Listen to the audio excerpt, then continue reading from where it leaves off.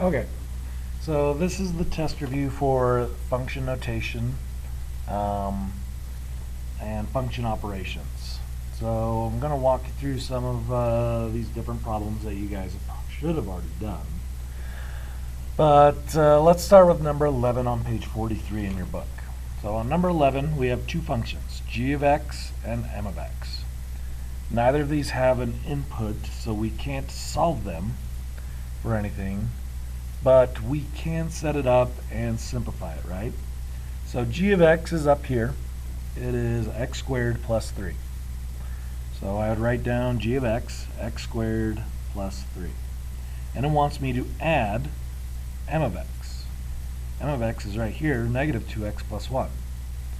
So plus a negative 2x plus 1. So plus a negative, I could just rewrite that as minus 2x, right? Same thing. I like to leave it as a minus because it makes it easier to move things around. Okay, so I can't solve it for anything, but now I'm going to look to see if I have any like terms that I can combine. So I have an x squared, a 3, a negative 2x, and a 1. Now x squared and 2x can't combine because they do not have the same exponent. In order for it to be a like term, remember, they must be the same exponent. So those aren't like terms, but 3 and 1 can be combined. And when I combine those, that gives me the new equation, x squared minus 2x plus 4. Nothing else I can do, so that is my final answer. That's all I have to do. Just set it up and simplify it. Then let's look over here at number 14. So 14 gives me two functions that are multiplying with each other, but these two functions have inputs. So I have k of 9 and I have h of 5. So what I'm going to do is I'm going to solve each of these individually, and then I'm going to take my two answers and multiply them together. So k of 9 is right here, it's x squared, all divided by 3. So if I do 9 squared divided by 3, 9 squared is 81 over 3. If I divide that, that gives me 27.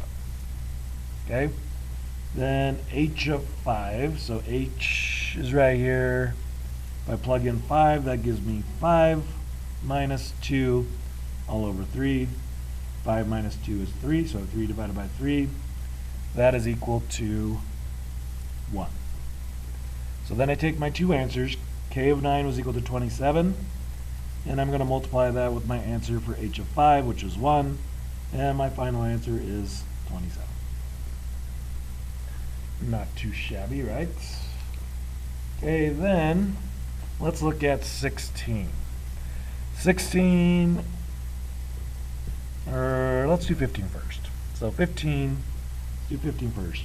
G of n of 1. This is what we call a composite function.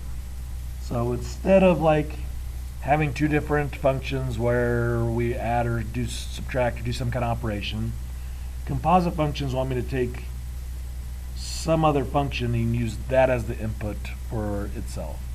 So g wants me to use the function n as its input, and then n has its own input of 1.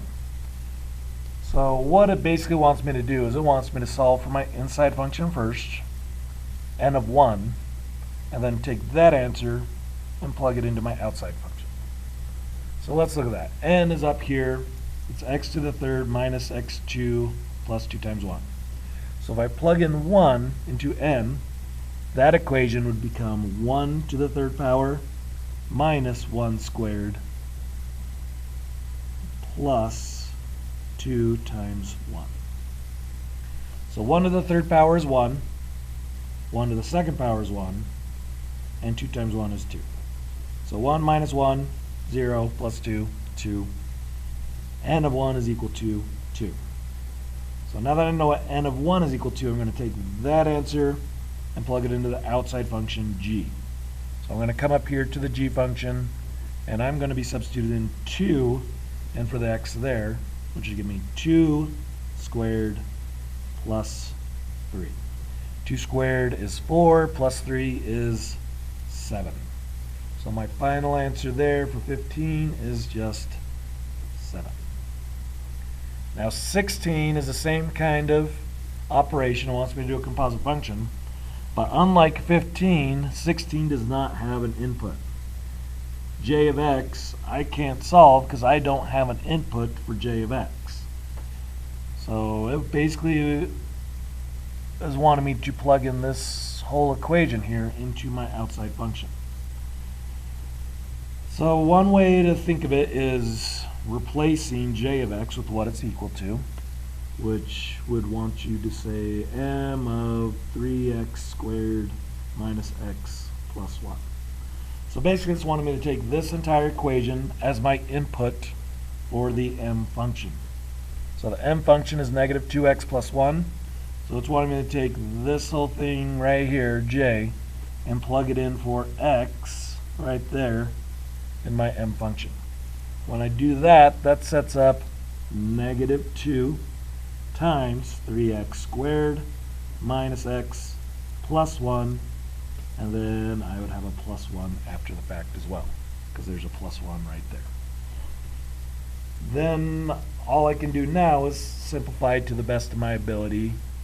So I would distribute the negative 2 to everything in the parentheses there. That would give me negative 6x squared plus 2x minus 2 plus 1, which again I can simplify by combining these like terms, and I'll just erase it. Negative 2 plus 1 would be a negative 1. And that would be my final answer. Okay? Then let's look at one last example on number 18. So number 18 is one of those bigger functions where it wants me to find not just a function at an input, it wants me to multiply it plus do an operation. So my advice here is to just do it in chunks. So like here, negative 3 j to the second. Let's come up here. J is this equation right here, or 3x squared minus x plus 1.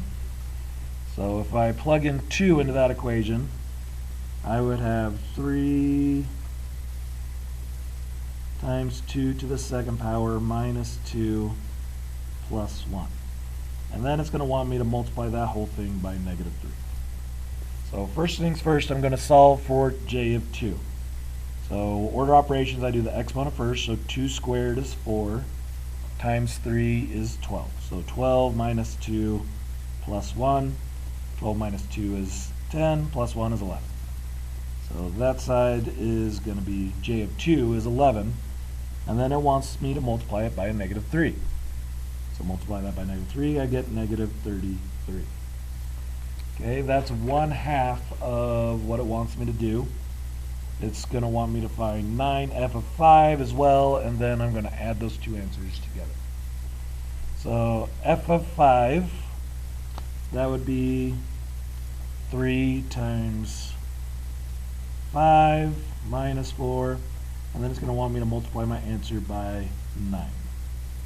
So 3 times 5 is 15, minus 4 is going to be 11, and then that's 11 again, so I multiply that by 9. That gives me 99. And then the final thing it wants me to do with these two answers is to add them together. So negative 33 plus 99, that's going to equal 66. And that's my final answer there. Okay, so that's just going through a few different examples of each type of problem. Hopefully that helps you guys work these out. In addition to that, I have the answer key here. I'm going to give you a couple seconds of screen time with the answer key so you can check your answers if you want to. So let's go ahead and put that on here now. So this is page 42. Right there. That gives you 1, 2, 3, 4, 5, 6. And then 7, 8, 9. Those are the answers, 7, 8, 9. Then on the other side, 43. I already gave you a bunch of these, but let's revisit it. So 11, 12, 13, 14, 15, 16, and then 17, 18, 19, 20. Okay, hopefully that helps you guys. Hopefully this will get you to where you need to be for the test.